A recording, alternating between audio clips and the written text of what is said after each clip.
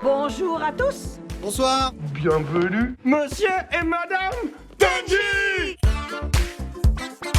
Et bonjour à toutes et à tous, bienvenue dans Crit My Cult à nouveau, épisode 9. Maxime, je suis avec toi, comment vas-tu ? Et je vais très bien, et bonjour tout le monde, on se retrouve pour cet épisode 9, effectivement, déjà 9. Eh oui, ça commence à avancer. On espère atteindre les 10 avant la fin de la saison. Mais oui, évidemment. Mais oui, on va les atteindre. Nous les atteindrons. D'ailleurs, je précise qu'on a sorti notre premier vlog sur YouTube. C'est vrai. Donc si vous voulez aller voir un vlog, c'est un petit vlog sur un film qu'on a vu en avant-première qui s'appelle Comme un lundi. Ne t'inquiète pas, on va leur en parler dans les sorties, bien évidemment. Mais oui, c'est vrai qu'elle a la rubrique sortie. Et oui.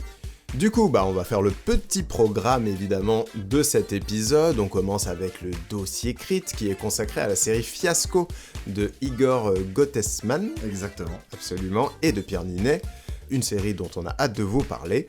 Ensuite, il y aura ce fameux calendrier des sorties où on vous parlera, par exemple, de Comme un lundi. Puis, nous irons bien sûr dans les contrées lointaines du culture culte pour vous parler d'un album et d'un label. L'album, c'est Justice Hyperdrama et le label, c'est bien sûr Headbanger. Et évidemment, on terminera avec les petites recommandations, comme d'habitude à chaque fin d'épisode. Voilà, un petit programme léger, varié, 5 fruits et légumes par jour, tout comme on aime. Maxime, on va pouvoir y aller. Bienvenue dans Crit My Cult.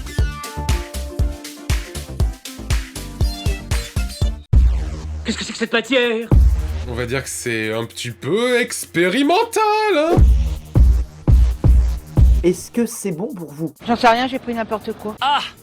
On va pouvoir du coup aborder le premier gros sujet du jour, qui est la nouvelle série Netflix, Fiasco, créée par Igor Gottesman et Pierre Ninet. Qu'est-ce que nous raconte cette série ? On va aller au plus simple avant de rentrer un peu plus dans le détail, c'est simplement un tournage qui part en couille totale, tout simplement. Un fiasco, comme le nom de la série l'indique. C'est ça, tout est là, tous les éléments sont prêts. Et donc du coup, pour aller un petit peu plus loin, Maxime, est-ce que tu veux commencer en nous disant un petit peu en général ce que tu as pensé de Fiasco ?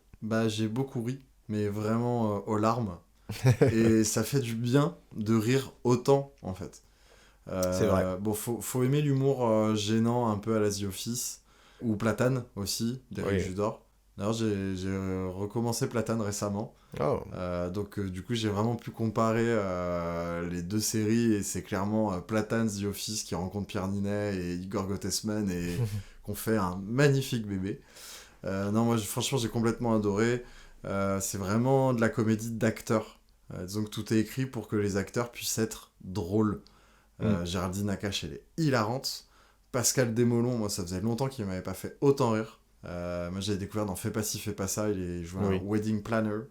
Et il était hilarant. Et là, j'ai ri aux éclats avec Desmolons, et ça fait du bien. C'est le personnage du producteur, du coup. Voilà, Nakache, c'est l'assistante réal. Absolument. Ninet, c'est le réalisateur du film.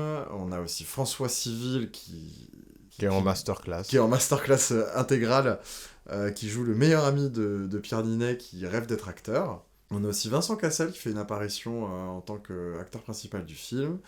Et j'ai pu aussi découvrir deux actrices que je ne connaissais pas, qui sont Juliette Gasquet, qui fait une assistante technique du film, à qui on va refiler tous les trucs de merde à faire. Ah, stagiaire. Ouais, stagiaire. Ah oui, voilà, c'est stagiaire. Clairement une stagiaire. Oui, c'est une stagiaire, pardon. Et Leslie Medina, qui joue l'actrice avec un grand A principale du film qui sont censés tourner et qui foirent, que j'ai trouvé aussi super drôle. Oui. Puis il y a aussi tout un tas de petits acteurs par-ci par-là. Oui, voilà. bien Donc, sûr. globalement, c'est surtout ce que j'ai à en dire. C'est une série qui est faite pour faire rire, et ça a diablement fonctionné sur moi. Ouais, je suis totalement d'accord. Hein. C'est vraiment une série qui n'a pas d'autre ambition que de vraiment nous plier en deux. Et de ce côté-là, c'est vraiment, vraiment réussi. On a des gags à foison, des gags qui font évoluer le propos, des gags qui sont là juste pour être là. Et parfois, ça fait du bien aussi d'avoir juste... vas-y, on a un gag là, vas-y, on le fait. Ça n'a rien à voir avec l'histoire, mais on s'en fout, on le balance quand même. Et ça, j'ai trouvé ça... la liberté un peu qu'il y a autour du projet, j'ai trouvé assez plaisante. Et le fait que ce soit une série faite entre potes, ou en tout cas... Les deux principaux protagonistes qui ont créé la série sont potes, et d'autres aussi dans le casting, en fait, ça crée vraiment une ambiance, je trouve. C'était déjà le cas de Five, qui était réalisé par Igor Gottesman avec François Civil, Pierre Ninet, etc. Film incroyable. Ouais. Si vous n'avez pas vu Five, foncez voir Five. Ouais, voilà, c'est vraiment drôle. Et on avait vraiment cette atmosphère de film de potes, en fait. Mais pas film de potes en mode on est entre nous et on cherche pas à aller plus loin. Non, on veut faire un vrai film. Mais comme on est entre potes, l'ambiance, elle est palpable, que ça s'est bien passé, qu'il y avait du rire, qu'il y avait de la bonne humeur sur le plateau. Et ça, en fait, je trouve que ça transpire de l'écran, que ce soit sur Five ou cette nouvelle série Fiasco. Ouais, puis Gottesman, en tant que réalisateur, moi c'est ce qui m'avait beaucoup plu déjà dans Five et qu'on retrouve dans tous ses projets, c'est qu'il a vraiment envie d'être novateur dans sa manière de mettre en scène, dans sa manière de raconter les choses. Et là, ça se voit. Et une des grandes forces de la série, c'est que le faux film, du coup, qui tourne au Fiasco, c'est un film qui contient plein de scènes hyper différentes. Oui. Donc, du coup, ça lui permet aussi de tomber dans la parodie ou de se moquer de certaines manières de faire ou de faire rire de certaines manières de faire certaines scènes. Parce que du coup, on a une scène de bataille dans les tranchées, on a une scène avec des vikings, on a des scènes d'époques différentes, on a même de la préhistoire. Au point que même nous, au bout d'un moment, on s'interroge, on fait « Mais c'est quoi ce film ?» Un film qui, il faut le dire, raconte l'histoire d'une femme résistante pendant la Seconde Guerre mondiale. Hein. Oui, en Donc plus, voilà. c'est ça. C'est qu'on a un pitch et on est là, on fait « Mais attends, mais... » Et on n'a jamais vraiment l'explication du... Mais pourquoi il y a ça, pourquoi il y a ça et franchement, ça marche super bien. Parce que les raisons qui font que le film est un fiasco sont multiples. Et en plus, on les perçoit, et en plus, toutes les raisons sont drôles. Ouais. C'est-à-dire que le film tombe jamais dans quelque chose de grave, dans le sens où, en fait, tous les personnages sont des abrutis, tous les personnages sont détestables, c'est des mauvaises personnes. Mais, sauf la stagiaire. Ouais, la stagiaire, la pauvre, elle mange les mauvaises... Enfin, elle se fait manger par les mauvaises personnes, on va dire. Ça a, du coup, super bien fonctionné sur moi, quoi. Et ouais, il y a certaines vannes, le coup du faux amadouer Mariam, et du coup, le gars comprend qu'il faut, faut Le groupe. amadouer plus loin Mariam. Du coup, le gars, il fait, mais attends, faut qu'on appelle Amadou et Mariam le groupe, quoi. Ouais. Et ça part en quiproquo hilarant.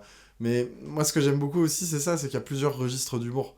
Ouais. Et moi, c'est ce que j'adore, Benjamin, tu le sais, mais c'est ce que j'adore dans les comédies, c'est quand on va doser. Genre là, on va avoir du comique de personnage, puis du comique de situation, puis un jeu de mots, et puis une blague qui est là pour te faire sourire, et puis une autre qui est là pour te faire rire aux éclats.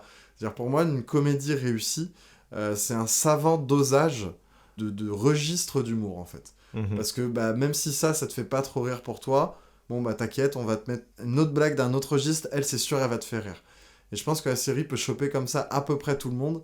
Comme je dis, moi, j'en suis même venu à pleurer de rire, même encore 2-3 scènes après de certaines vannes, parce que l'humour est bien réussi, et il y a des fois, il y a des blagues qui sont juste super bien amenées, en fait.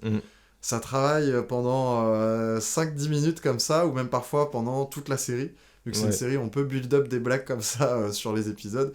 Et du coup, quand la chute arrive, ça fonctionne très souvent, quoi. Ouais, et puis moi, ce que j'ai aimé aussi, c'est qu'on a beaucoup d'humour noir. On a du mal à en faire, surtout en France, je trouve. On a du mal. sur Netflix. Ouais, encore plus sur Netflix, on a du mal à arriver à faire vraiment de l'humour noir.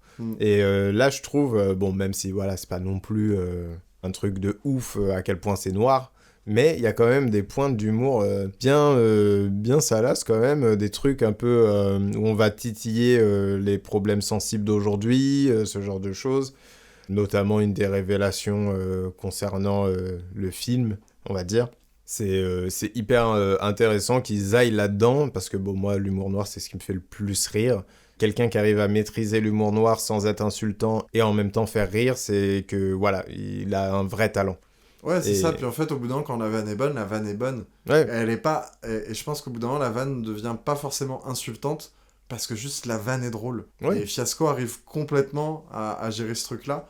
Et vu que tous les acteurs, ils croient complètement à leur personnage, et je pense ont eu la liberté de pouvoir proposer des choses, ça fonctionne vraiment bien de partir dans des registres d'humour justement plus sombres, mais d'autant plus drôle une fois qu'on y est, quoi. Ouais, mais complètement, c'est complètement ça. Donc la série a quand même un style particulier, c'est-à-dire que c'est filmé comme le making-of du film qui est en train de se dérouler.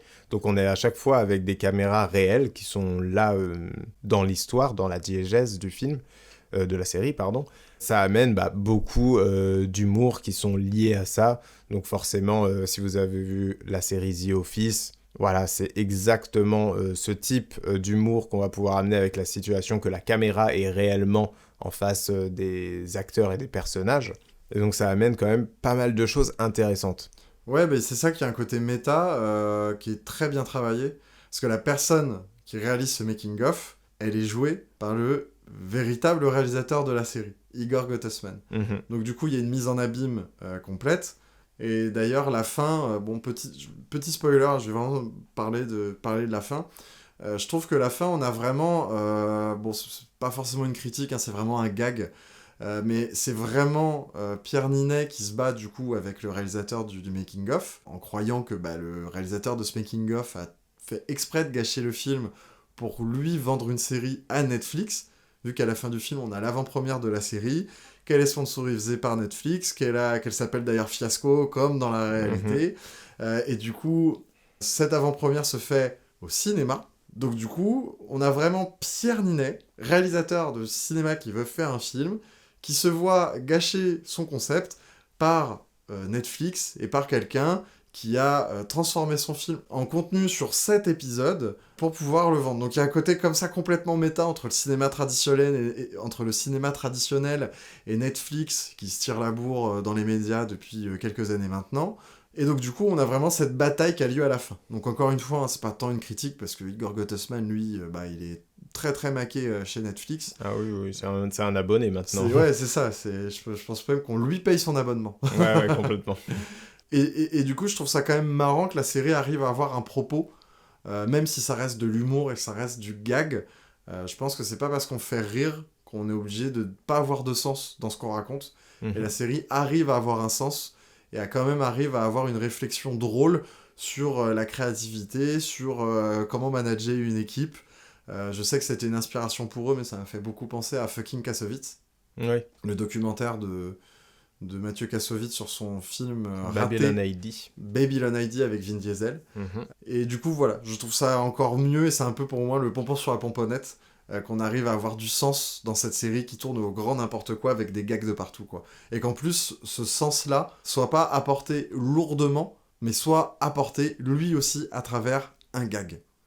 Et pour moi, c'est un peu là où on atteint des sommets de comédie, et je pense que c'est une série que je me remettrai, qui va probablement devenir culte pour moi.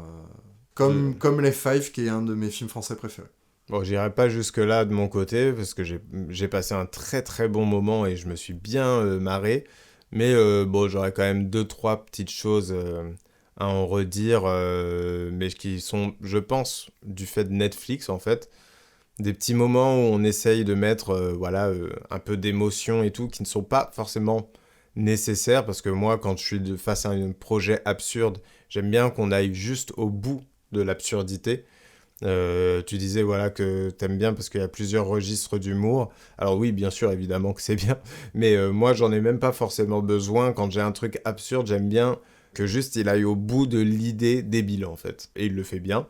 Mais voilà, il fait parfois quelques détours qui sont pas très utiles, mais qui viennent pas gâcher l'humour ou quoi que ce soit, hein, parce que l'humour reste omniprésent, quoi qu'il arrive.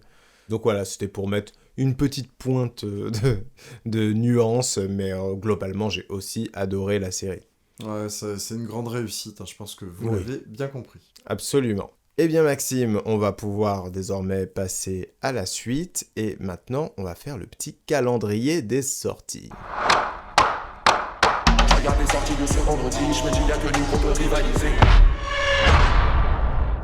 Et c'est parti pour les différentes sorties culturelles des prochaines semaines, mais aussi celles qu'il y a eu récemment, car en premier lieu, on aimerait vous parler de l'album de Dua Lipa, qui s'appelle Radical Optimism, et qui est sorti le 3 mai. Voilà, on ne pouvait pas passer à côté quand même, vous devez écouter l'album de cette pop star, et on vous invite à le faire. Ouais, moi je pense en plus je l'écouterai. Genre... Moi, quand c'est une grosse pop star comme ça m'intéresse toujours d'aller chercher C'est un peu les personnes qui vont apporter les nouvelles sonorités au terme de vraiment très grand public, donc savoir qu'est-ce qui les a inspirés dernièrement et tout, je trouve ça toujours hyper intéressant, tu vois. Le type de sonorité que ramène Moi, j'ai les pop découvert stars. l'artiste assez récemment, je t'avoue. Mhm. Donc, pourquoi pas, en vrai. Surtout que tu m'as fait écouter Ariana Grande la dernière fois, donc j'ai un petit pied dans le monde des pop, de Voilà. la pop américaine. Bon, Ariana Grande est bien plus douée, mais c'est pas grave. C'est un autre débat. Voilà, exactement. Ensuite, on passe directement au 8 mai avec des sorties ciné en veux-tu, en voilà, mon petit Maxime, en commençant par La Planète des Singes, le nouveau royaume, donc qui est le lancement d'une nouvelle trilogie, je crois, Ouais, mais lancée c'est par West Ball. C'est le 4e Ouais, de l'ancienne trilogie quand même, quoi. On est toujours dans la même saga que le reboot de on est dans le même 2010. univers, mais genre des années après, je crois, Ok, ou ça quelque marche. chose comme ça. Donc on À sera- vérifier en vrai, hein, je Ok, n'ai pas vu la bande-annonce ni rien. donc c'est une suite. Et puis bah du coup West Ball qui s'attaque à une franchise et on va voir ce que ça donne parce que on l'attend en tournant le petit West Ball qui arrive avec Zelda. Ah oui, oui, oui. Moi, ça me fait vraiment très, très peur. Parce que bon, le labyrinthe, la trilogie, c'est sympathique, mais voilà, c'est sympathique. Là, on s'attaque quand même à la planète des singes qui sort d'une trilogie très qualitative, selon moi. Et du coup, bah, Zelda. Ouais, mais Donc, comme je disais avec à l'épisode où on parlait de Zelda, pour moi des gars comme West Ball, c'est qui y a derrière la production qui compte énormément. On va voir ce qu'il On fait va voir. avec On va la voir. planète des Moi singes. je veux bien lui donner ses chances au petit West Ball. Absolument. On aura aussi une comédie française en rapport avec les JO qui arrive très bientôt, L'Esprit Coubertin, avec Benjamin Voisin. J'ai rien à en dire, mais ça a l'air bien. Ok. Moi, en fait j'en ai entendu parler, j'ai vu qu'il y avait de la promo, je sais pas de quoi ça parle. Peut-être que j'irai le voir, je sais pas encore. On a aussi la sortie cinéma de Blue et compagnie, un petit film avec des amis imaginaires qui sautent de partout, avec Ryan Reynolds. Après la version horrifique Imaginary en début d'année, cette fois-ci, on est en version comédie familiale. Et je tiens à dire qu'un personnage qui s'appelle Blue et qui est précisément un ami imaginaire, c'est Foster, la maison des amis imaginaires, une série Cartoon Network. Et évidemment, le 8 mai, il y a aussi un petit film très sympathique qui s'appelle Comme un lundi. Oh Et oui, et oui, et oui. Est-ce qu'il y aurait pas des vlogs dessus, Benjamin? Eh bien, peut-être qu'il y en a déjà. Peut-être que si vous tapez Crit My Cult Comme un lundi sur YouTube, vous trouverez notre avis complet sur Eh le oui. film. Et on termine ce fameux 8 mai avec une série Apple qui est Dark Matter, qui est une série de SF. Je commence à en entendre beaucoup parler, je sais pas, j'ai pas pris le temps de regarder de quoi elle parlait vraiment, mais je commence à sentir une aura qui traîne autour d'elle. Et vu que c'est une série Apple et que j'ai rarement été déçu, bah ça m'intéresse pas mal. Bah ouais, moi j'ai très hâte, parce que ça s'appelle Dark Matter, c'est une série SF et c'est Apple. Voilà. Mais bon, faut pas beaucoup, à partir du moment où t'es dans la SF, bon. Il est vrai. Et il y a un autre truc pour lequel il t'en faudra pas beaucoup, Maxime, parce que le 11 mai, on a enfin le début de la saison de Doctor Who. Ah, et bah c'est pas trop tôt. C'est pas trop tôt, on devait la voir en janvier, enfin bref, c'était très long. J'ai trop hâte. Le 14 mai, nous aurons l'ouverture du Festival de Cannes, gros événement. Ça aussi, je pense qu'on en parlera potentiellement sur TikTok. Et du coup, on a le film d'ouverture, comme d'habitude, qui sort également en salle et qui est le deuxième acte de Quentin Dupieux. On vous en a déjà beaucoup parlé de Monsieur Quentin Dupieux, on va pas revenir dessus. Écoutez les épisodes précédents si vous voulez nos avis sur toute sa carrière d'ailleurs. Et le deuxième acte, juste on a hâte, hein, tout simplement. Le 14 mai toujours, il y aura aussi un jeu Rogue Prince of Persia, qui est encore un jeu Ubisoft avec encore Prince of Persia. Écoutez, ça a l'air sympathique, ça a l'air joli comme tout, donc pourquoi pas lui laisser sa chance. Le 15 mai, le lendemain, nous aurons deux films horrifiques, un qui est français et qui s'appelle Rokia, et un deuxième qui est un peu plus important pour nous, car il s'appelle When Evil Lurks.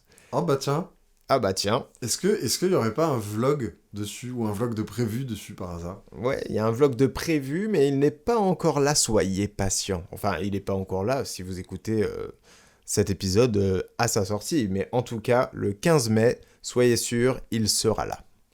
Et pour finir, le 16 mai, un truc où personnellement j'en ai rien à foutre, mais je sais que beaucoup de gens, ça les intéresse, les chroniques de Bridgerton, saison 3. Ouais, clairement, pareil, j'en ai rien à faire, mais c'est un tel phénomène, je connais beaucoup de gens qui sont hypés, Ouais, donc franchement, kiffez bien. on pense à vous. Franchement, il n'y a aucun mépris quand on dit qu'on en a rien à foutre, c'est juste pas notre cam. On vous souhaite que du bien pour cette nouvelle saison. Exactement, et nous on va pouvoir passer à la suite, et donc au fameux Culture Culte. Nous interrompons ce programme pour vous présenter l'histoire de... His name is James Cameron.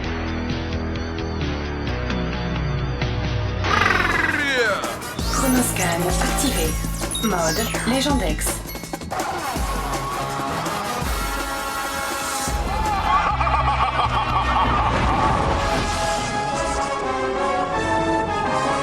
Abruti de chien! Et maintenant, c'est la rubrique Culture Culte où on vous parle du futur, du passé. On va commencer en vous parlant de l'album de Justice Hyper Drama, mais tout ça pour vous parler du fameux label Headbanger qu'on a envie de vous faire découvrir si vous ne le connaissez pas très bien.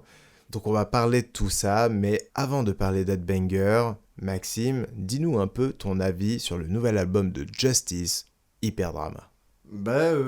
J'ai beaucoup aimé. Je pense qu'on est clairement dans l'épisode où on a beaucoup tout aimé. C'est vrai qu'on est beaucoup sur de la positivité. Va falloir envoyer du pâté pour le prochain épisode. On a tellement défoncé clash. le problème à trois corps qu'on a C'est vrai. qu'on doit remonter dans le positivisme, tu vois. C'est vrai.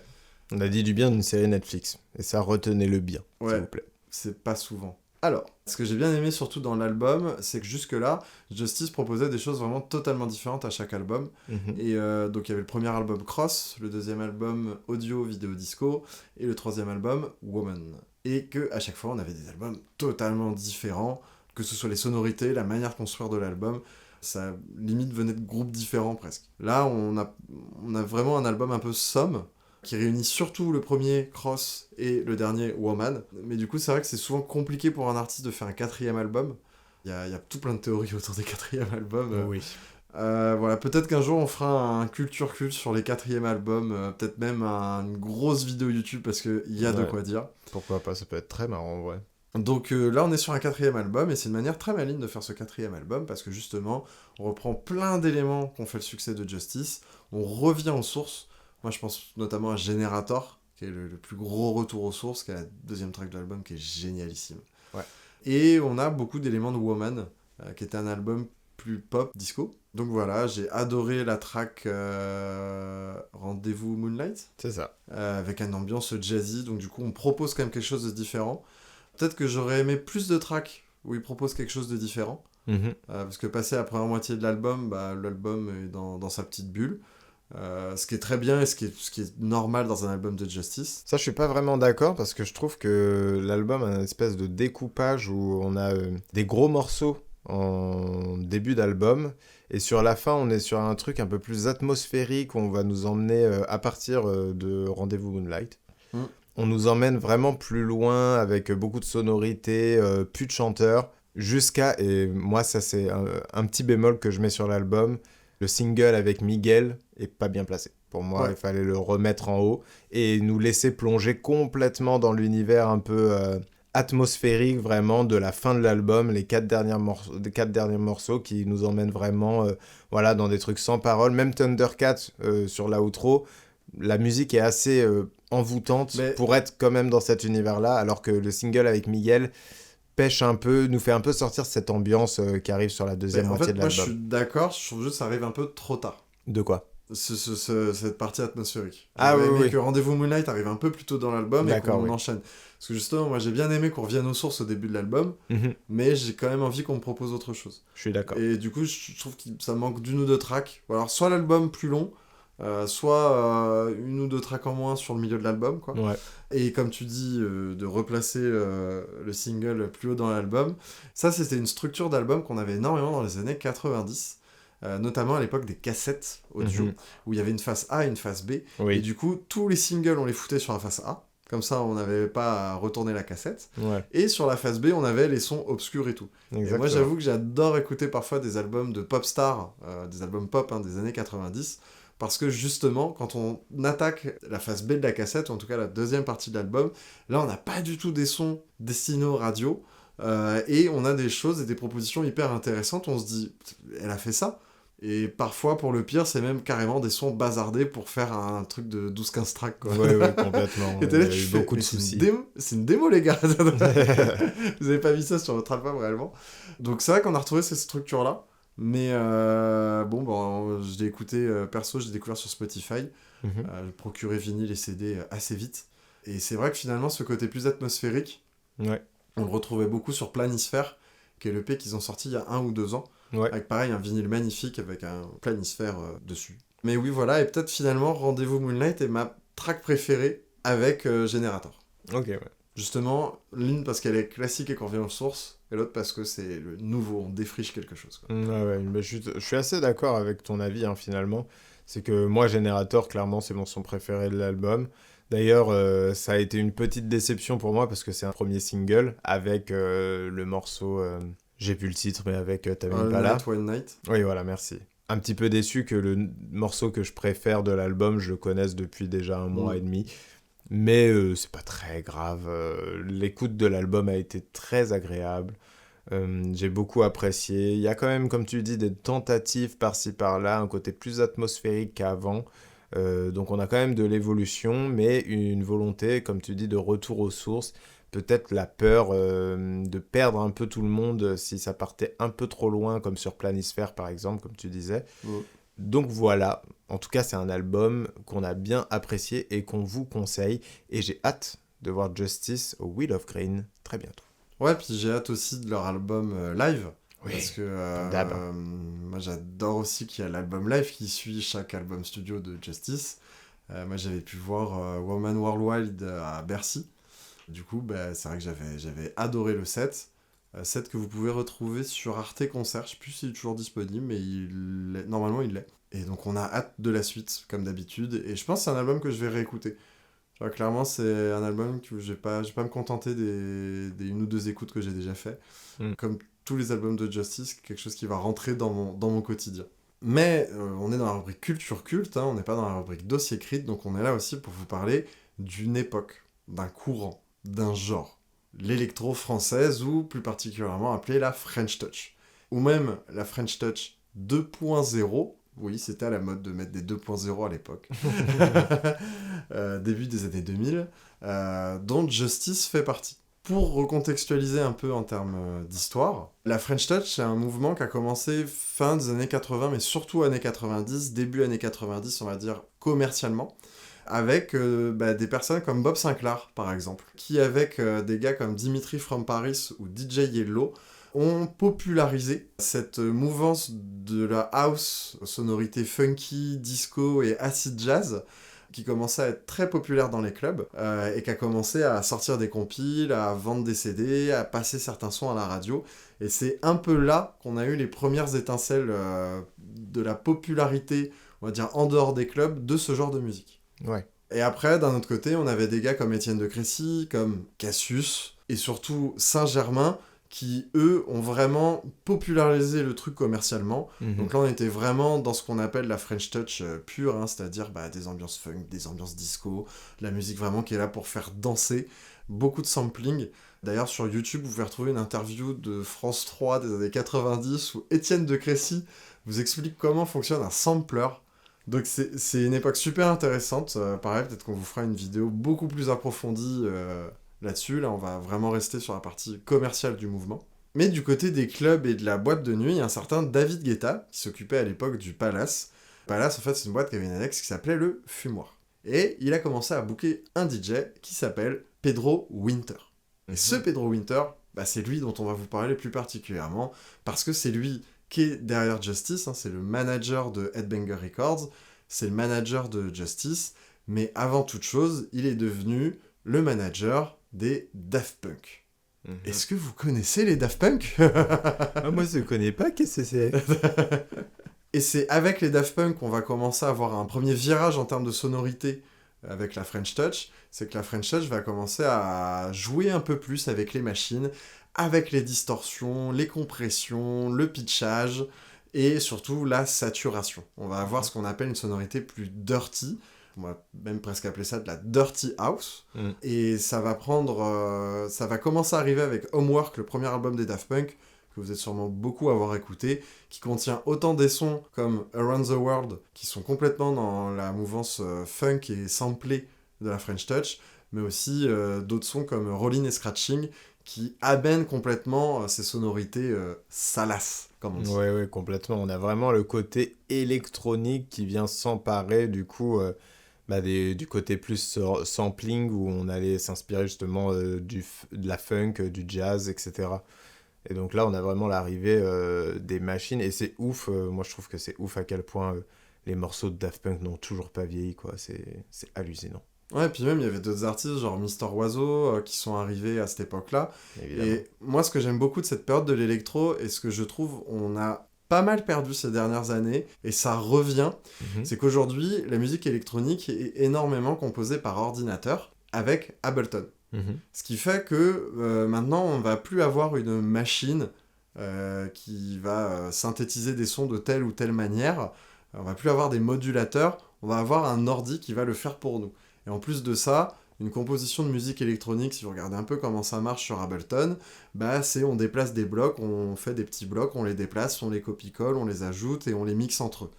Et c'est vrai que l'électro, depuis une dizaine d'années et l'essor d'Ableton, on a pris vraiment une tournure de la composition de musique électronique très ordinateur en fait. Et ce que j'aime beaucoup avec cette période, et avec le label Headbanger de manière générale, et qu'on retrouve d'ailleurs complètement sur le hyperdrama de Justice, c'est que c'est... Bon, certes, je pense c'est composé, mixé sur Ableton, Ableton reste quand même super pratique pour ça, c'est un merveilleux outil pour composer, mais avant tout, on a des sons faits sur des machines, sur des samplers, sur des synthétiseurs, sur des boîtes à rythme, avec tel type de boîte à rythme qui va donner tel type de sonorité, qu'on va moduler de telle manière. Et d'ailleurs, vous pouvez le voir, Justice, dans ses lives, ils sont aux machines.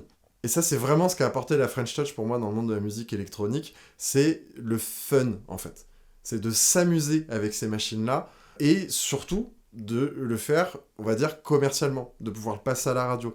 Parce que bien évidemment, s'amuser avec les machines, le monde de la free party et de la teuf le faisait déjà énormément, mais c'était déjà, on va dire, un monde qui était très codifié, avec certaines choses qu'on pouvait faire et d'autres qu'on ne pouvait pas faire. Et là, le fait d'ouvrir commercialement le genre de la musique électronique, le fait de lui faire absorber d'autres genres, comme la funk, la house, ou même avec Justice, carrément le rock, le heavy metal, on a pu nourrir, en fait, les genres de musique électronique et apporter vraiment quelque chose de nouveau. Et Pedro Winter, en fait, ce gars qui a créé Headbanger, il est très central dans le monde de la musique électronique, parce que comme je vous ai dit, il connaît très bien David Guetta, parce que c'est grâce à lui qu'il a commencé à rencontrer du monde, et puis il a été manager des Daft Punk, et puis d'un côté, Cassius, qui était là avant lui, il les a mis dans le label Headbanger, mais aussi Dimitri from Paris, qui était lui aussi, on va dire, issu d'une autre écurie, et c'est vrai que ce bonhomme, il a été très central. Donc du coup, c'est en 2003 qu'il crée Headbanger, et qui signe aussi, par exemple, des gars comme Mister Oiseau, qui lui est complètement dans le dirty pur et dur, même pas dirty house. Oui, c'est vraiment... c'est du sale. C'est complètement du sale. Les sonorités de Mister Oiseau, elles sont reconnaissables parmi 1000, quoi. Et je le rappelle, c'est l'alias d'origine musicale de Quentin Dupieux. On y revient toujours. On y revient toujours. J'ai l'impression qu'on parle toujours des mêmes gars. Ah ouais, toujours. Et du coup, cet essor de la musique électronique un peu salace, on va dire qu'elle va prendre un peu toute l'Europe. On va avoir Soulwax en Belgique, on va avoir Boys Noise en Allemagne, chacun avec leur label. Radio Soulwax et Boys Noise Record. On a aussi les Bloody Beetroots en Italie, ou même les Cyberpunkers. Tout ça pour dire que Pedro Winter, c'est un peu l'élément central de tout ce mouvement, parce que même s'il sortait des EP et même s'il mixait beaucoup, il était surtout le manager, en fait. Il était surtout celui qui signait les artistes, qui leur permettait de les éditer, et qui a créé un peu ce label et cet esprit Headbanger, avec des artistes que vous connaissez plus ou moins, comme Sébastien Tellier, Breakbot, DJ Mehdi, qui est un pionnier de la musique électronique, qui est surtout celui qui a commencé à casser les barrières entre la musique électronique et le rap. Et oui, écoutez du 113, c'est bon. Ouais, et écoutez Carte Blanche, ses projets électroniques. Enfin, écoutez du DJ Mehdi. Exactement. Paix à son âme. Paix à son âme. Et d'ailleurs, ce mouvement qu'on appelle donc la French Touch 2.0, vous pour reclarifier, la French Touch, c'est les sonorités, on va dire, plus disco-funk. La 2.0, c'est les sonorités plus sales. Mhm. Voilà. On a aussi même des gars comme Étienne de Crécy qui ont pris le virage. Hein. On écoute les premiers Étienne de Crécy, Complètement. ses premiers Super Discount. On est complètement dans du sampling et dans du funk. Ouais, il y avait limite un côté musique d'ascenseur un petit peu au complètement. premier Super Discount. Complètement. Ça, c'est comme Saint-Germain ou même R. Exactement, évidemment.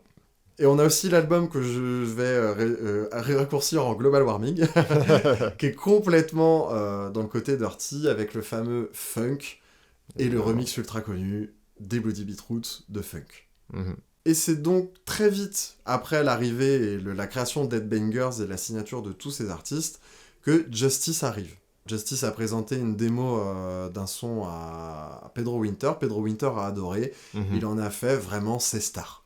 Voilà. Oui, voilà, c'est ça. Vu qu'avec Daft Punk, il n'a pas vraiment pu les signer sur Headbanger, il en était le manager, mais ils n'ont jamais signé, en fait, Ils chez étaient beaucoup lui. trop gros. Exactement. En fait, on a l'impression que vraiment, avec Justice, il a fait ce qu'il pouvait pas faire avec Daft Punk, c'est-à-dire avoir un duo d'électro françaises qui s'exportent à l'international et qui deviennent des énormes superstars. Même des rockstars. Ouais, voilà, des rockstars alliant à la fois des morceaux pop qui peuvent réunir tout le monde et des morceaux dirty qui vont faire bouger les clubbers et les fans de festival. Voilà. Sur le premier album, on avait Dance, D.I.N.C.E, qui est hyper populaire et tout, et on a Stress, qui est vraiment... Exactement, c'est ça qui est beau, en fait, quand tu écoutes un album tel que Cross. C'est que tu peux vraiment passer du coq à l'âne, mais avec toujours des sonorités qui te gardent quand même dans un univers commun, mais où tu peux passer du even au evil. Et c'est hyper agréable, en fait. Ouais, puis on avait Audio Video Disco, qui était carrément un album de rock. Ouais. D'électro-rock. Mm-hmm. Et Woman, qui finalement revenait aux sonorités disco de la French Touch de base. Quoi. Ah oui, complètement. Mais Là, on avait de manière complètement moderne. C'est ça, on avait beaucoup plus d'instruments, limite de l'orchestral par moment et tout. Ça a donné vraiment un album très différent de ce qu'ils font d'habitude. Et ce qui nous amène à Hyperdrama, justement, où on vous disait que c'est un mélange de Woman et de Cross. Et voilà, et c'est ça. Et même si de l'aveu de Pedro Winter, il n'y avait pas de volonté édito-musicale en créant Headbanger, il y a quand même tout ce courant musical dont Justice est la figure de proue qui a créé cette entité Headbanger. Et du coup, Justice est la figure de proue de ce mouvement, mais du coup, Headbanger est le label figure de proue de tout ce mouvement-là. Et là, on a une vraie résurgence avec cet album Hyperdrama. Et en plus, c'est vrai que Headbanger, c'était pas qu'une identité musicale. Pedro Winter, ou Buzzy P, a eu le nez fin et a su qu'il fallait une identité visuelle propre au label. Voilà, complètement. En fait, c'était avec le graphiste Somi, qui est responsable de énormément de travaux visuels, du coup, du label Headbanger, que ce soit Quasi son toutes logo. les pochettes, hein. Exactement, son logo, une multitude de pochettes, donc on a Breakbot. Il a aussi intervenu dans les clips, donc on a bien sûr Dance, dont tu parlais. Ouais, c'est les t-shirts qui s'animent, et c'est lui qui a fait les dessins sur les t-shirts qui s'animent. Exactement, et on a aussi, bien évidemment, il a fait aussi des trucs à l'extérieur, par exemple, un son avec Kanye West et T-Pain, où pareil, on voyait tous ces dessins s'animer comme ça, et moi c'est un très beau souvenir d'enfance, et clairement je pense que je découvre Somi grâce à ce clip de Kanye West. Ok. Donc c'est un très beau souvenir pour moi qui m'a amené ensuite à d'autres trucs, où en fait les dessins sont tellement reconnaissables, on vous invite vraiment à aller voir, mais ces dessins sont tellement reconnaissables que vraiment tu les vois ailleurs après, tu sais que c'est lui. Ça tilt, voilà, exactement. Et donc du coup, c'est ce qui s'est passé, j'ai vu le clip de Kanye West, et après, plus tard, j'ai vu le clip de Dance, et j'ai fait, mais ça ressemble grave et tout. Et c'est là que j'ai découvert Somi, en fait, tout simplement. Et en tout cas, voilà, tout ça pour dire qu'il est là aussi depuis le début de Headbanger, et qu'il est très, très, très important, parce que Headbanger, c'est aussi une identité visuelle très forte, et que c'est totalement Somi qui l'a apporté jusqu'à très récemment, en fait. Ouais, totalement. Et aujourd'hui, l'héritage Headbanger, il se retrouve dans cet album de Justice, qui est la dernière sortie du label. Mais on a aussi Geza Feldstein, qui n'a jamais vraiment signé sur Headbanger, mais qui faisait partie de toute la clique, quand même, qui a sorti son dernier album. Vladimir Cauchemar, que vous connaissez sûrement pour ce qu'il a fait dans le rap, ou pour son magnifique son de flûte, Ah oui. qui est totalement issu de Headbanger. Mais aussi, il faut dire que en fait, Headbanger a continué d'évoluer après que Justice voilà, ait tout raflé et tout explosé partout. Ils ont continué à signer des gens plutôt atypiques. Je vous conseille par exemple d'écouter le groupe Dyslexic, qui est hyper intéressant. Ou par exemple très récemment, ils ont signé Varnish la Piscine, qui est un producteur rappeur, qui a des sonorités très particulières, un peu à la Pharrell Williams, où on comprend pourquoi Pedro Winter a été le chercher, mais c'est pas ce qui fait vraiment la sonorité de Headbanger. Et on voit que, en ce moment même, Headbanger est en train aussi d'essayer de se renouveler, parce que ça fait quand même 20 ans. L'année dernière, j'ai pu aller voir les 20 ans de Headbanger avec toute la clique, et c'était vraiment fantastique. On a eu des DJ sets de Pedro Winter, de Mr. Oizo, de Boom Bass, et Mid. plein d'autres, Mid. Donc c'était vraiment un moment superbe, parce qu'on était vraiment là pour fêter le label. Et si les personnes ne pouvaient pas être là, leur musique vivait à travers le festival. Donc c'était vraiment super bien. Et voilà, en tout cas, Headbanger continue de se renouveler et ne reste pas sur ses acquis. On cherche encore des nouveaux artistes qui peuvent apporter des nouvelles sonorités au label. Exactement, donc on vous invite bien évidemment à replonger là-dedans, à écouter le dernier album de Justice et à vous plonger dans cet univers de musique électronique, parce que des bangers, il y en a plein. Et vous en connaissez plein. Et en plus, pour faire encore quelques soirées électro, des sons issus de Headbanger, vous en entendez. Tout le temps. Vous savez pas forcément que c'en est, mais vous en entendez, et bon Dieu qu'ils sont encore super efficaces. Oh que oui. Je pense qu'on va commencer à rentrer dans la période vintage du label et qu'il y a certains sons qu'on va réélever. Ah, c'est sûr et certain, mais Headbanger, ça va devenir légendaire. On va pas se mentir, dans 20 ans, c'est légendaire. Ouais, clairement. Eh bien, nous avons fait le tour du label Headbanger et de notre avis sur Hyperdrama de Justice. Évidemment, on vous invite à écouter tout ça. Et nous, on va pouvoir maintenant passer aux devoirs. This morning, you've got time for a hot home-cooked breakfast. Pierre remplit la baignoire un tiers fois moins que Jean. Combien de mètres cubes Jean et Jacques ont-ils gaspillé? Allez, on reprend. Broderie, ut majeur. Vous avez tous jeté vos livres de Victor Hugo, car cette année on va étudier Tintin. Mais oui, j'ai fait mes devoirs, oui! Et après avoir parlé de toutes ces œuvres différentes, on va pouvoir revenir sur les devoirs que nous nous étions donnés à l'épisode précédent. Et donc du coup, dans cet épisode, on va pouvoir parler du film japonais Confession et aussi de la série Netflix d'animation qui s'appelle Captain Laserhawk. Maxime, je te propose qu'on commence avec toi. Est-ce que tu as pensé de Confession? Mais avant, bien évidemment, je vais essayer de deviner ce que tu as pensé de Confession. C'est compliqué de savoir ce que tu as pu penser de Confession parce que c'est un film qui part loin. Et comment dire, moi je l'avais pas vu depuis un moment et du coup je l'ai revu. Et je pense que c'est un film compliqué parce que à la fois, dès le début, je pense qu'on s'imagine avoir découvert un peu tout ce que le film allait nous offrir et qu'au final, en fait, ce qu'on pense qu'il va nous offrir arrive très vite et que donc du coup, il y a encore beaucoup de choses derrière. Et je pense que en fait, tout dépend de est-ce que tu es accroché à ce qu'il y a derrière ou pas. Parce que la première partie, je pense, est assez aguichante, pourrait faire un excellent court-métrage par exemple. Mais est-ce que ensuite tu t'attaches à ce qu'il y a après? On en parlera par la suite évidemment. Et ça, je sais pas du tout sur quel pied t'as pu danser à ce niveau-là. J'espère que le film t'a un minimum surpris. Puis en plus, de toute façon, c'est un réalisateur qui m'intéresse et dont j'aimerais qu'on parle un petit peu. Donc, pour une fois, j'ai pas vraiment d'avis sur ce que tu en as pensé. J'espère juste au moins que t'as trouvé ça intéressant. Ok, alors, ce que j'en ai pensé. Déjà, effectivement, j'ai été très surpris je crois, ces premières 20 minutes de film. Ouais, 30 à peu près. Parce que t'as l'impression que le film est fini, en fait. Au point qu'il y a même le titre qui apparaît. Oui, c'est ça. Donc moi, j'ai vraiment bugué. Je me suis dit, attends, il y a déjà 1h40 qui est passé là Non, là, j'ai regardé, j'ai 30 minutes. Qu'est-ce que c'est que ce bazar? Finalement, c'est très bien. C'est marrant parce que tu dis que ça ferait un excellent court-métrage. Oui et non. Ça ferait un court-métrage, mais un peu grossier. Parce que le reste du film, on va vraiment complexifier le propos et l'adoucir. Donc, pour faire un petit résumé, c'est l'histoire d'une professeure de collège dans une école au Japon qui, pour son dernier jour, va décider de donner une dernière leçon à ses élèves sur la vie, le sens de la vie et son importance. Il y a un événement très grave qui va lui servir de support à ce cours, c'est le décès de sa fille, petite fille de 9-10 ans, dans une piscine, dont la mort a été causée par 2 des élèves de la classe. Donc vous inquiétez pas, c'est pas trop spoiler parce qu'il y a beaucoup plus à apprendre et à nous dire sur ce qui s'est passé réellement. Ouais, voilà, c'est vraiment les 15-20 premières minutes, ça. Donc la situation initiale. Et après, on va explorer d'autres personnages, on va explorer en fait l'affaire en question au travers d'autres personnages.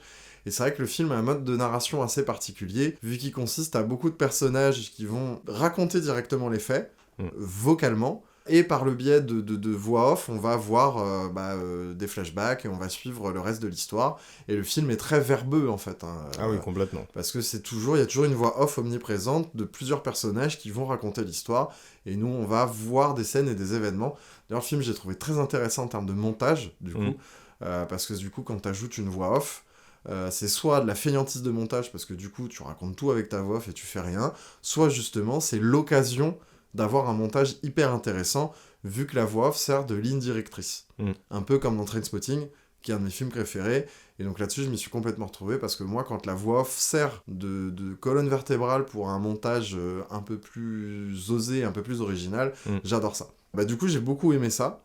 Bien que le côté ultra narratif, et surtout que sur les 30 premières minutes, il y a quand même beaucoup de scènes où on voit juste la prof parler.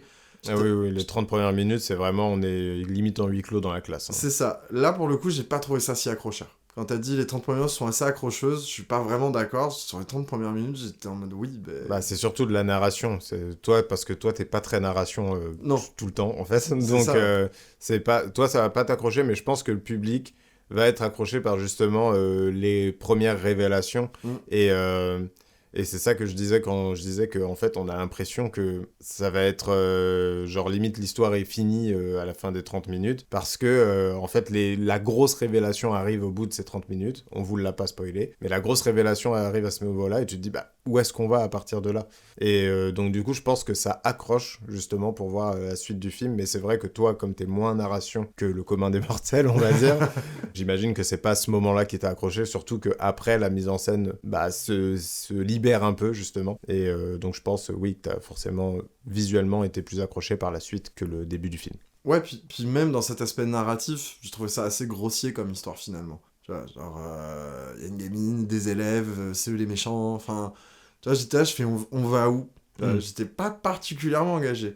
Mais en effet, le fait que, en fait, si vous voulez, au Japon, il y a une loi qui fait qu'un enfant de moins de 13 ans ne peut pas être incriminé pour un crime, en fait. Ouais. Il ne peut pas être déféré, il peut pas être mis devant la justice. Et du coup, ça, quand même, j'ai trouvé ça intéressant. De me dire, bon ok, il y a des enfants qui ont visiblement commis un crime, qui peuvent pas être incriminés, comment elle va gérer le truc en tant que professeur, surtout en faisant un cours sur le sens de la vie et son importance, où on va. Mais du coup, moi j'ai largement préféré la suite du film, qui est beaucoup plus de la mise en scène, beaucoup plus du montage, on va beaucoup plus explorer les personnages, et leur part de ténèbres, surtout, parce que tous les personnages de ce film sont hyper sombres, et plus on creuse, plus ils le sont.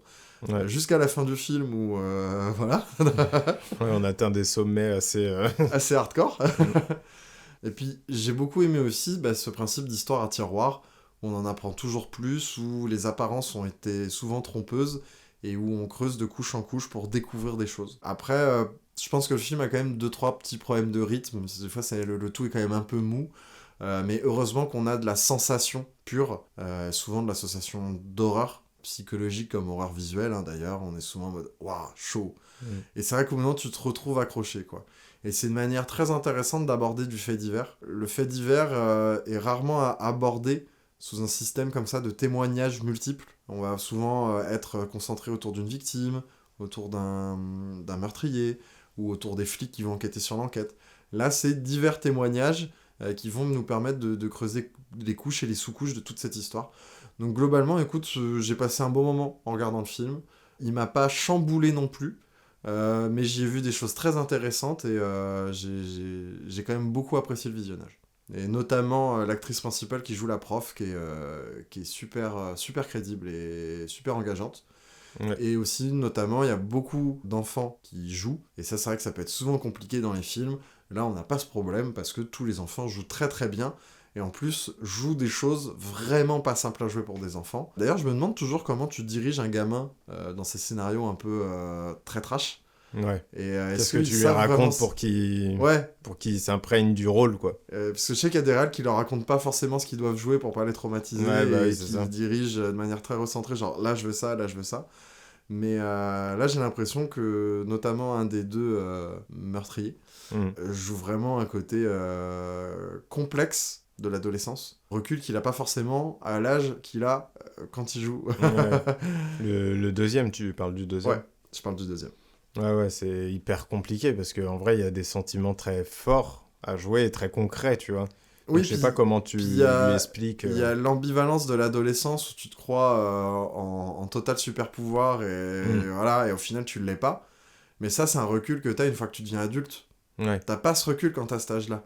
Donc arriver à le jouer alors que t'as même pas 18-20 ans, c'est super compliqué. Donc bravo aux acteurs. Et bravo au monteur, surtout. Ouais. Là, c'est vrai que le montage est hyper intéressant. Et puis même au niveau de la mise en scène de tout ce qu'il a filmé pour pouvoir créer justement ce montage, je trouve ça hyper intéressant. Et en fait, il faut savoir, du coup, le réalisateur, c'est Tetsuya Nakashima. Et il faut savoir que c'est un mec qui a normalement une mise en scène, mais complètement délurée. Genre vraiment, il part en couille totale, le frérot, tout le temps. Et que c'est son film le plus calme. Okay. Le plus au niveau de sa mise en scène en tout cas. Et c'est hyper intéressant en fait à voir parce que justement c'est un film très narratif, tu l'as dit, et on sent que je pense que tout simplement ce qu'il se disait c'est que en vrai j'ai des personnages forts, il faut que je leur fasse honneur et que je me calme un peu au niveau de ma mise en scène, et donc il s'est fait plus plaisir au niveau du montage à mon avis, où justement il avait son film narratif avec cette voix off, ses voix off, parce qu'il y en a plusieurs, et que du coup le montage lui servait d'un peu de défouloir de narration visuelle, quoi. Et ça c'est très intéressant,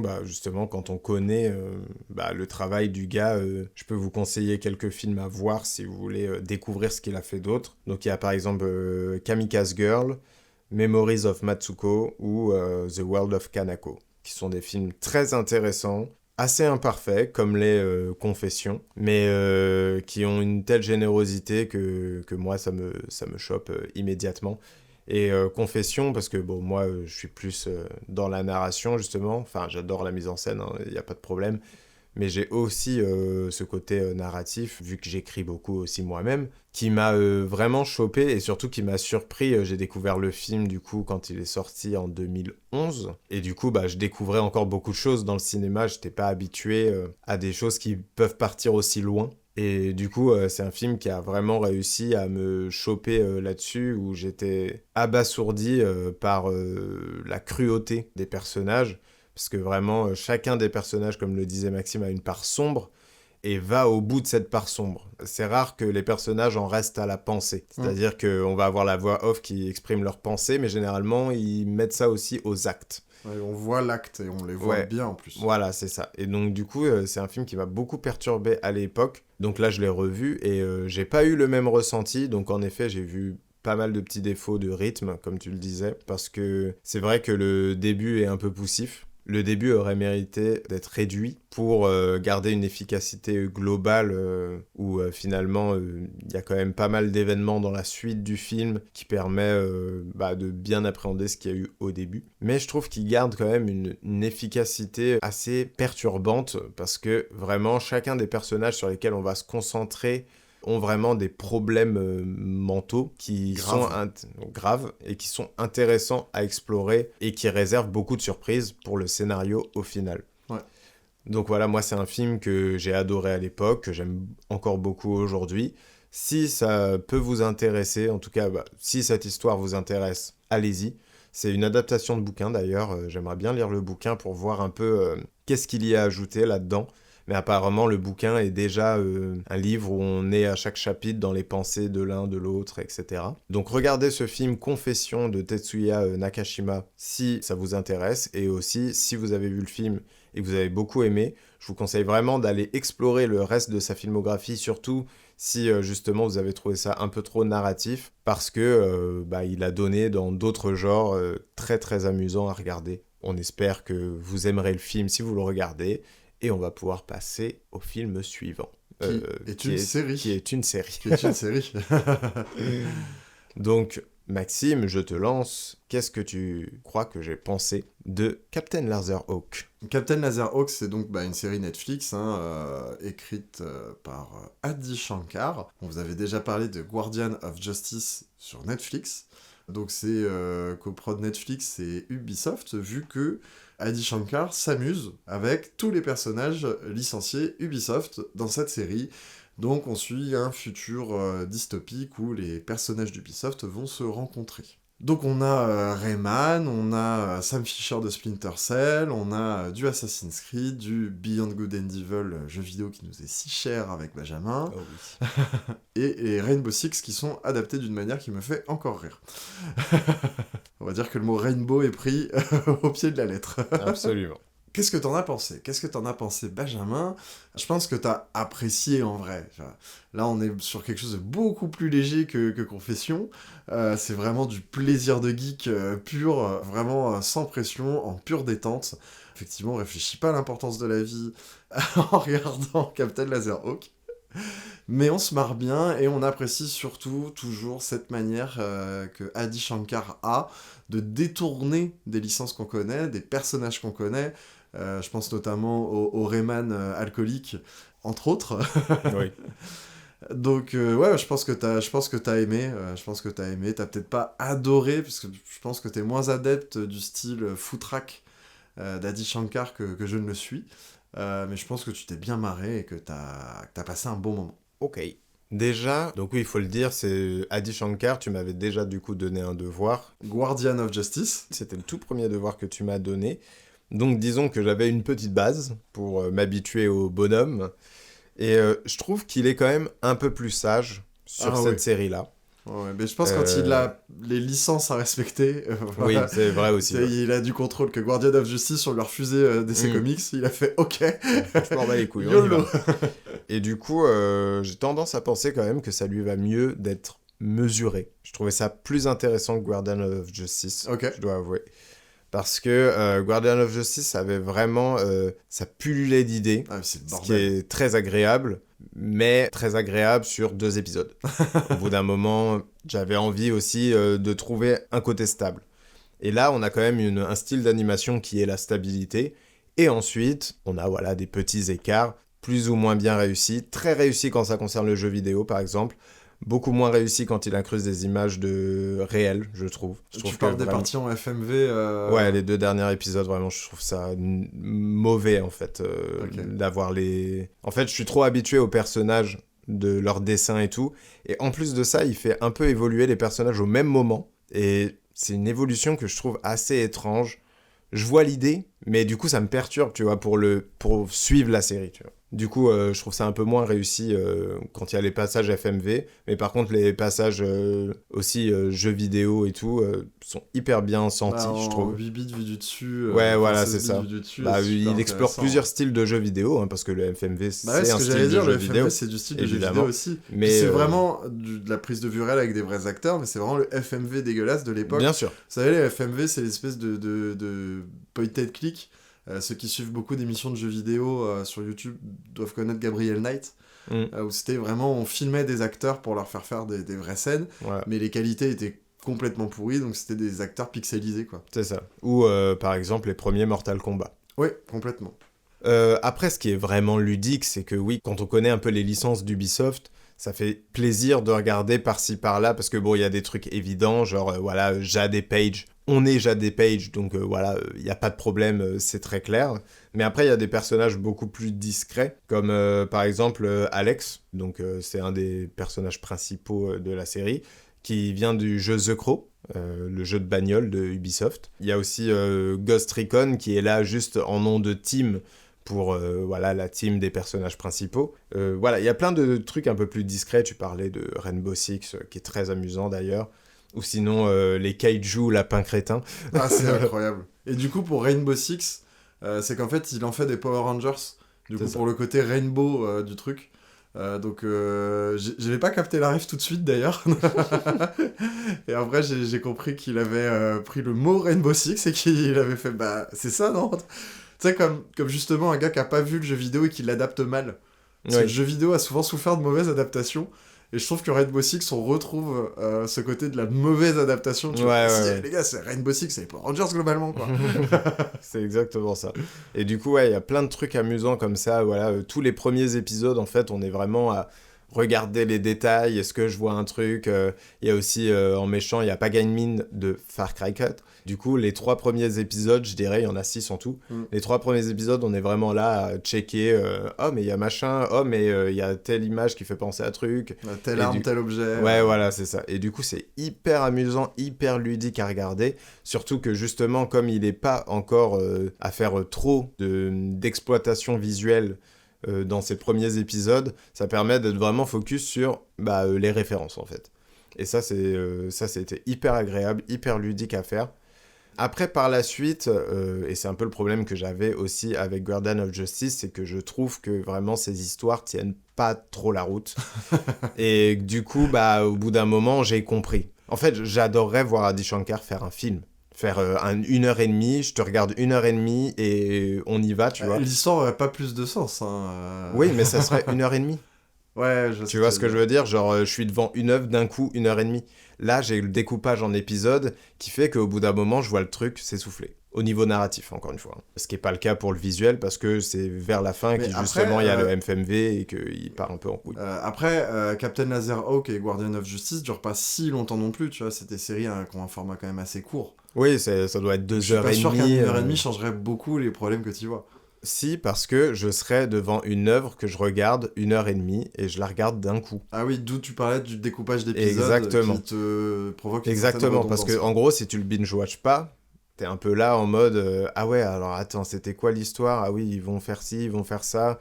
Ouah, là, j'ai des scènes en FMV. Là, en fait, ça aide trop à installer le bordel. Je pense que c'est ce qui lui plaît à mort, lui. Parce que moi, je l'ai pas binge-watché en plus pour le coup, Laserhawk. Je l'ai vraiment regardé d'un jour sur l'autre. Je me faisais un épisode. Ok. Pour moi, quand tu fais une série, du coup, j'accorde beaucoup d'importance à où tu coupes ton épisode, comment tu reprends un épisode, etc. Où est-ce que ça se termine. Voilà. Ah, c'est pour ça que j'ai voulu me la faire en épisodique, justement. Ok, ouais. En tout cas, voilà, ça se trouve, j'aimerais pas plus, mais je serais curieux de voir un film d'1h30 de Adi Shankar, pour voir si j'arrive à justement plus m'investir. Et je pense que lui serait plus clair dans sa narration naturellement si c'était une œuvre complète d'1h30, tu vois. Donc voilà, globalement, en fait, j'en ai pensé à peu près la même chose que Guardian of Justice, mais je le trouve plus mesuré ici et je trouve que ça lui va un peu mieux d'être plus mesuré parce que c'est hyper agréable de le voir plonger dans sa folie pure dans Guardian of Justice, mais comme tout fou furieux et créatif, on a besoin parfois d'être mesuré pour atteindre quelque chose de plus fort. Je comprends. Et je pense qu'il est sur la bonne voie avec Captain Laserhawk. La fin indique potentiellement une suite. J'ai pas trop compris qu'est-ce qu'il voulait. Il se laisse le droit de le faire. Ouais, voilà, c'est ça. C'est en mode, ça peut se terminer là, clairement, parce que, bon, encore une fois, il n'y a pas grand-chose à raconter de plus. Mais clairement, il laisse la porte ouverte à, bon, potentiellement, si vous voulez me rappeler pour une saison 2, je suis là, les gars. Ouais, c'est ça. Et puis, c'est vrai que le format série nous a habitués à avoir des suites à nos cliffhangers, alors que une fin ouverte, c'est très bien aussi. Et des fois, je trouve qu'une fin ouverte sans suite est mieux qu'une fin complètement fermée, quoi. Donc, ouais, effectivement, comme tu dis, quoi, on sent qu'on l'a appelé pour une saison et qui dit franchement, je me suis bien amusé, hein, donc bon, je ferme pas la porte. ouais, c'est exactement ça. Voilà, en tout cas, ce que j'ai pensé globalement de Captain Laserhawk, A Blood Dragon. Juste avant de terminer, j'ai adoré la grenouille Assassin's Creed. Ouais. Déjà, de prendre la licence Assassin's Creed, d'en faire une grenouille, c'est génial. C'est très drôle. Et puis en plus de ça, elle a un pouvoir que j'adore, c'est que elle part en batte comme ça, elle lève la tête, elle ouvre la bouche, et il y a une bulle qui sort, et c'est une bulle qui permet de voir l'avenir ou le passé. Voilà. Absolument. C'est un truc qui m'a fait rire quasiment à chaque fois que ça arrivait. Bon, on va pouvoir passer au devoir de l'épisode d'après. Benjamin, qu'est-ce que je dois regarder pour l'épisode d'après ? Et du coup, Maxime, ce ne sera pas à regarder, mais à écouter. Et je vais tout simplement te donner mon album préféré de tous les temps, qui est Dangerous de Michael Jackson. Parfait, parce que je n'ai jamais écouté en entier. Je pense qu'il y a des sons que je connais. Je pense que tu connais la moitié des sons, hein, clairement, okay. Mais au moins tu pourras avoir le track listing et ça nous permettra de parler de l'era tout autour de cet album. Ok, ça marche. Et puis du coup, ouais, c'est vrai que je peux même pas relier un son qui serait dans cet album, tu vois, vu que je suis très peu connaisseur de sa carrière dans le détail. Donc c'est avec plaisir, Benjamin. Et écoute, on va rester dans les trucs préférés de tous les temps, car c'est disponible sur Amazon Prime depuis très peu de temps, Benjamin, et c'est un pilote que tu vas regarder. As-tu deviné de quoi je parle ? Difficile de ne pas deviner. Benjamin, évidemment, tu me parles du pilote de... Stargate SG-1. Oh, la surprise. L'enfant des dieux. Tu as plusieurs options. Tu peux juste le regarder de manière brute. Ok. Tu peux quand même te faire le film avant pour avoir un peu de contexte. Ok. Et il y a un... Donc il y a un rapport entre les deux. C'est sa suite, direct. D'accord. T'as pas besoin d'avoir vu le film parce qu'il te relate tout ce qui se passe. Ok. Mais voilà. Et il y a eu un remaster remake. D'accord. Qui a été fait plus tard, qui est objectivement mieux. Ok. Que tu peux regarder aussi, si tu veux, je te le prête en DVD. Écoute, dis-moi ce que je dois regarder, hein, c'est les devoirs, c'est toi qui décides. Le pilote sur Amazon Prime. Ok. Avec ces deux complétions-là, si tu veux aller au bout, en fait.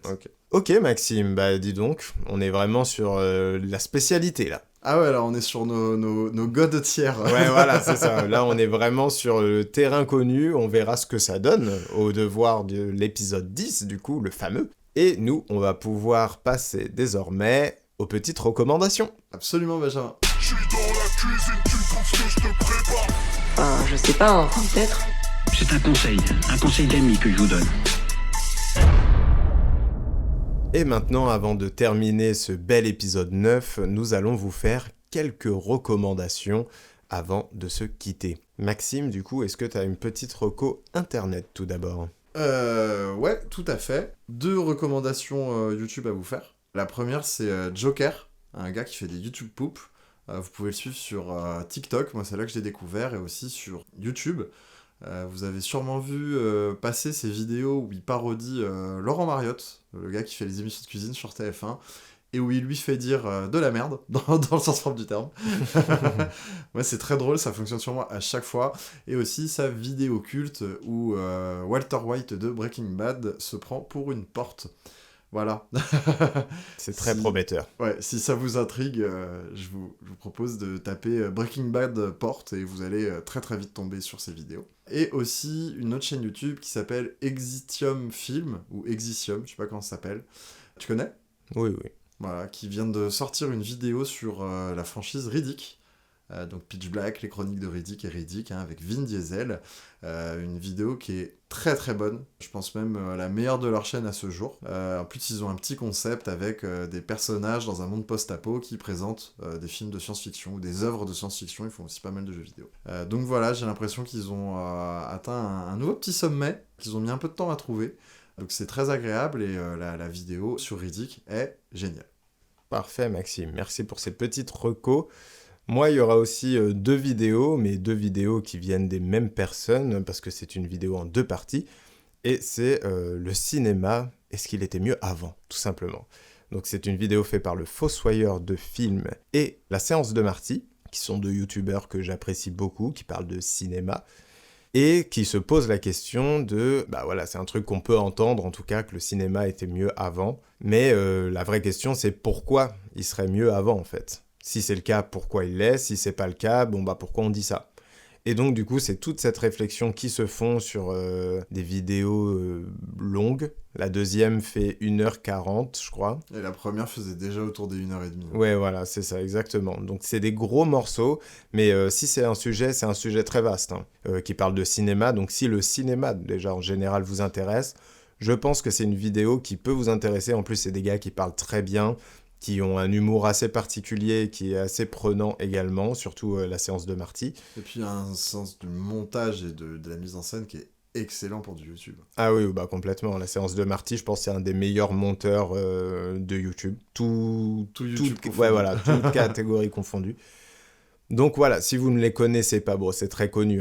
Si vous aimez le cinéma, à mon avis, vous êtes déjà tombé dessus. Mais si vous avez raté ces vidéos-là, je vous les conseille vraiment parce qu'ils ont un propos très intéressant, qu'on soit d'accord ou non. On va pouvoir passer aux recommandations hors YouTube, Internet. Et du coup, Maxime, tu voulais nous parler de musique.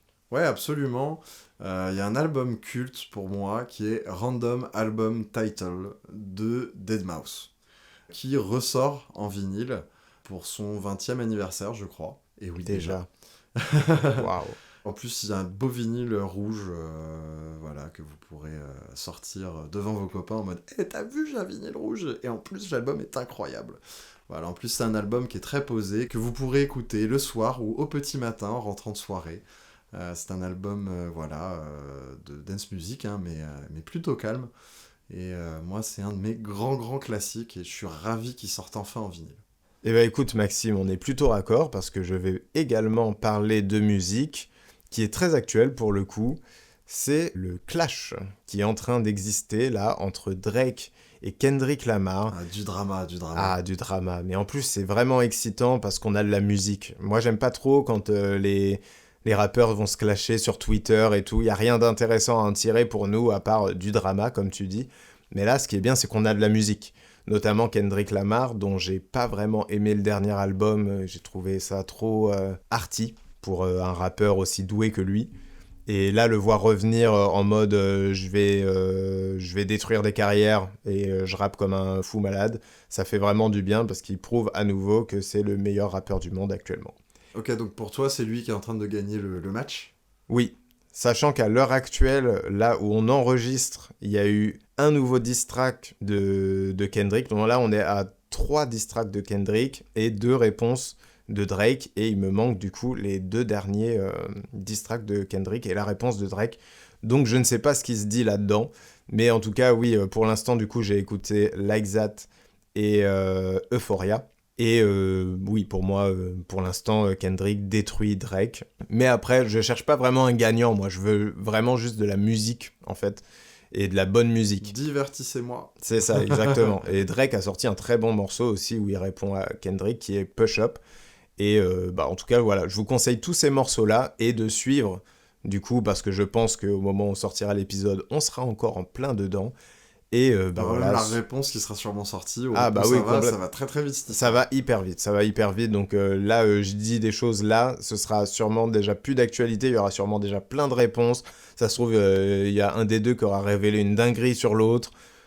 Je sais pas où on en sera quand vous écouterez ça, mais en tout cas, écoutez les morceaux parce que la musique est bonne. Et voilà, on est déjà à la fin de cet épisode 9 de Crit My Cult. On était très content de vous retrouver, on a parlé de plein de sujets et on a hâte de vous retrouver à nouveau dans l'épisode 10 pour vous parler de plein d'autres sujets. Évidemment, vous pouvez nous retrouver sur TikTok, sur YouTube, sur les plateformes de streaming et sur Instagram. Sur TikTok, vous aurez du contenu exclusif. Sur YouTube, vous avez des vlogs qui arrivent. Et qui sont déjà là. On en a un qui est déjà là et un autre qui arrive très bientôt. Et oui, on a tourné les 2 premiers épisodes d'un coup. Exactement, pour votre plus grand plaisir.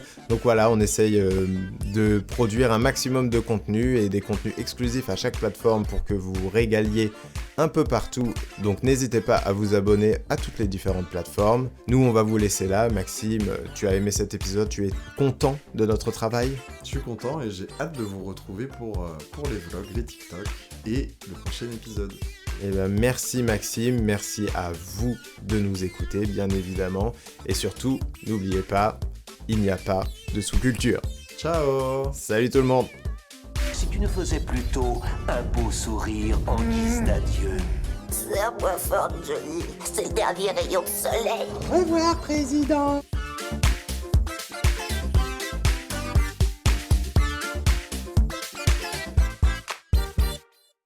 Oula, ouf.